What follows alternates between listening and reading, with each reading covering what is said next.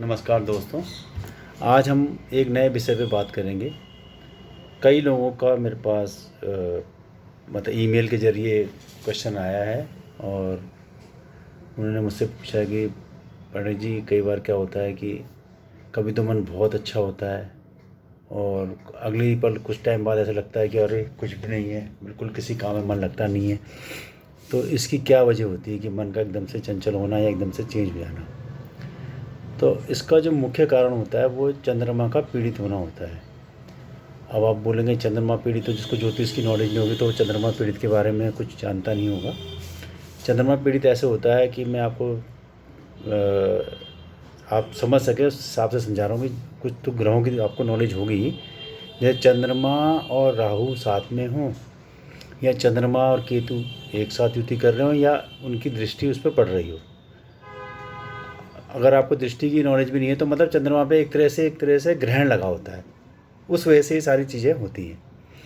और आप अगर आपको अपनी कुंडली में देखना है तो ये चीज़ देख लो, चंद्रमा राहु एक साथ बैठे हैं कुंडली में, किसी भी घर में बैठे हों, या चंद्रमा के बिल्कुल अपोजिट में सामने राहु या केतु में से कोई ग्रह बैठा हो तो वो देख लें आपको अपनी कुंडली में, तो उससे पता लग जाएगा कि ये चंद्रमा का ग्रहण दोष आपकी कुंडली में है। तो इसकी वजह से क्या होता है, मूड स्विंग होता रहता है। कभी तो आपका दिन इतना अच्छा जाएगा कि आप कहोगे वाह मज़ा आ गया, और अच्छे से काम भी करोगे, काम में मन भी लगेगा। और कई दिन ऐसा होगा कि वही काम है और दिन थोड़ा चेंज है तो आपका काम में मन नहीं लगेगा। इसका मुख्य वजह यही होता है। तो उसके लिए ऐसा कुछ नहीं है, उसके लिए उपाय भी हैं।